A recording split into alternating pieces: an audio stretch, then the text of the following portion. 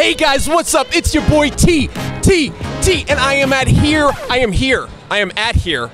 HasCon with Dwight Stall. We're all at here. We are all at here right now. Tony Colella, I'm at here.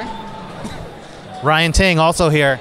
Yes, and right now I have heard rumors from the Transformers folks that you two are wrestling fans. I'm not sure about you. You make it 3. I can hang a little bit. Lifelong wrestling fans. Yes, sir. Incredible. Not me though. Sorry about that. No, I found it later in my life. This is taken a Yeah. later in life. That's fine. Yeah. That's fine. That's cool. So, Marvel Legends. Yes. You guys make them. Yes. That's very cool. And what I thought was very cool was when DAVE BAUTISTA was cast in Guardians of the Galaxy. What was it like as wrestling fans to work on that figure? Oh, that was awesome. Actually, I was super fortunate. I got sent to London to Shepperton Studios when they were filming Guardians 1. And my dear partner Jesse Falcon got us up onto the set of the Dark Aster where they were filming the final battle sequence. And between set cuts, Dave Bautista was standing right behind me, and Chris Pratt was in front of me. And I turned around and I went back to him. I go, I've been told I need to be really cool, but I just need to let you know I'm like a huge wrestling fan. And he was like, no, that's all right, man. You can be whatever you want to be. And I'm like, he's talking to me, and he's ginormous, and that's awesome. And he was in head to toe full makeup. Oh, It was no awesome. way. It was awesome. Oh my gosh. And you guys worked on the figures? We did. I hand painted the whole thing, so I didn't get to do all his cool tattoos, but we did. But just for DRAX. Unfortunately, I didn't get a Batista bomb. Maybe Dwight got one of those, or Yeah, that would have put it over the top. Can you kill me right now, Dave Bautista? That'd be amazing. But yeah, it's been great working on all that stuff. So the question now, to kind of interlude, to segue, is that Hasbro used to work on the wrestling toys, and there have been times that you got to work with Roddy Piper for G.I. Joe, The Rock for G.I. Joe again, and Sergeant Slaughter. Sergeant Slaughter for G.I. Joe. bingo! I didn't even know that. Of course. And of course, Dave Bautista. So the question now is, which wrestlers, anytime, any promotion, male or female, would you like to see?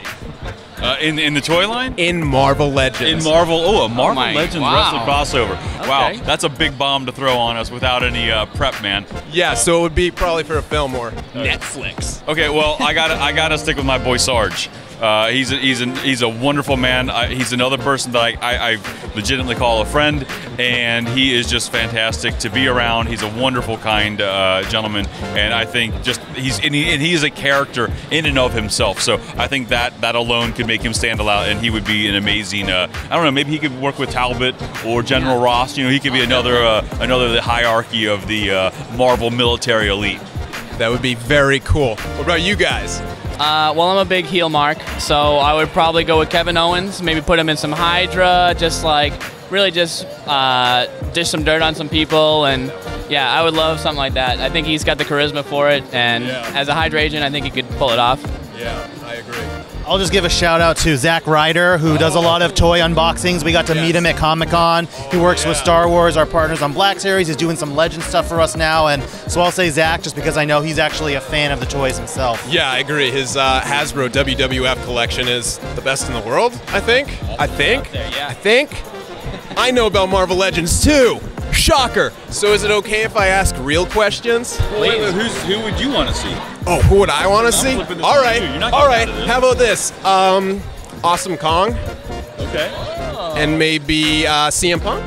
All right. Wow, Think you guys okay. could do a good job with those two? Yeah. Especially CM with, Punk's writing, yeah, right? especially with his love for G.I. Joe, maybe we could sneak him into that or something like that, right? He's giving us some love on some of his ring attire. Yeah, and Punk was writing Marvel comics. Just he might still be. I apologize if you are, and I don't know that, but I do know that that CM Punk was writing just a year or so ago on Marvel Comics. So yeah, That would be too sweet. All right, so I'm going to ask real questions now. I'm going to get deep and dirty, ask hard questions. All right, budget. I know that's a deep thing. I know you guys have been, all right, first question. I actually don't know this. I don't know if it's common knowledge or not. Do you sculpt faces or do you face scan? both. Okay. Yeah, that's still done both ways. I mean, they're all sculpted. Not all. I would say 99% of them are sculpted digitally nowadays, but sometimes we are given digital files from the studio of an actual scan, and sometimes that's not available. And when it's not available, we're doing, piles of Google searches and gathering reference the old-fashioned way to try to bring these amazing actors to life in their toy form. And sometimes it's a combination too. Some of those scans come in, they're just not as highly detailed as what we want, and design will work through sculpting to kind of clean up all those imperfections and just kind of amp up that likeness too.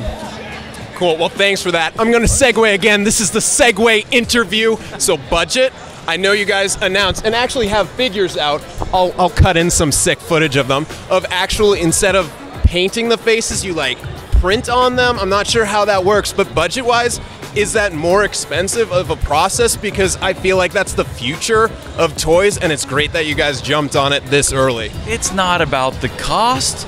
It's about making the most awesome toys in the history of toys. I agree. Basically, I want to know this so I can rip apart other toys by saying that. That's the designer's answer. But yeah, no. I mean, we are obviously, always very sensitive to the cost of all of our products that we work on. But this process, it's cost is kind of, we're not going to talk about those types of numbers, but it's a more laborsome process than a traditional deco, but we think that the benefit, I mean, everybody's been so excited, and we're excited too, and we're super proud of it. For Generation 1 to look as good as we feel it does, we hope that it's just going to go through the roof, and and see it across all of our movie characters for a very long time to come. Great, that's what I like to hear, because it does look really cool. All right, now, what are you guys excited about? We got some sick toys back here. What are you guys? Talk about what you're excited about. Well, my two favorite things that are on display in the case today is our X-Men reveals. We revealed Wolverine, Storm, and Psylocke, and I absolutely love Psylocke, so I was super excited to finally get a chance to make a figure of her from scratch. We made one a few years ago, but we're really proud of this one. She has her psychic katana, her psychic dagger, and her butterfly effect, which is not shown here, but she's awesome. And then way down in the end is Man-Thing. I think that one's just freaking awesome, and I'm super proud of that one. Tony? Sure. My two favorites are Deathlock over here, all new sculpt. We haven't had him since the Toy Biz days, so it's nice to kind of just get that back in the line. Tons of wipes and washes, just that gun, that weird thing that goes into his heart that fires his backpack. And also another favorite of mine. Getting it. Oh, I'm sorry. There we go. Yeah, oh, boom, Mysterio. Just the master of illusion. He's just great. I just love those cheeseball characters. So anytime you can get like a C-lister or a D-lister in the line, I consider him a B-lister. But I love those oddball characters. And how about Ryan? So I'll point out here, we've got the new Invincible Iron Man figure we revealed on Friday. I think this is a great classic inspired version of this. It's got a Tony Stark head, which we don't do a lot of, non-movie. And then just articulation-wise, Dwight and the team and everyone, I think this has probably one of the best range of Iron Man articulations that we're probably going to see. Yeah. And then down here, I got to point out Songbird. So she is going to be in our Avengers Legends Wave for 2018. She was actually the Comic-Con Fan Choice winner a year ago, and so we listen to the fans, and we're making what they want to see in Songbird here. I like to butt in and talk first, because otherwise Ryan would have only talked about the X-Men. But by me checking that off, that forces him to go elsewhere too, because he's also Dwight. A huge X fan. Lightning round. Here we go. You ready for this? Question 1: Frasier or Everybody Loves Raymond? Frasier. I'll go Raymond. Raymond. 2 Raymonds, 2 Frasier. Oh! All right, cats or dogs? Dogs. Dogs. Dogs. 4 dogs, baby. And I think that was it. Lightning round. No, one more. What's your favorite fruit? Banana. That's a fruit. Apple. Dragon fruit. Lightning round. Yeah, perfect. That was it. 3 questions. You guys. Come on, fruit. Oh, fruit. Oh, strawberries. Yeah, excellent. All right, do you guys have any plugs? Anything you want to put out? Check out the Hasbro Pulse website and social media account. We do reveals there. And I hope you guys have enjoyed this insane interview from HasCon, and I hope you guys can join us in person next year, because we're having a blast here. It's our first time doing this for the East Coast, and we're super happy, and hope you guys can all come out and see us next year. Cool. And can we end doing like 4 horsemen or something, because there are 4 of us? Oh, too sweet. Beautiful.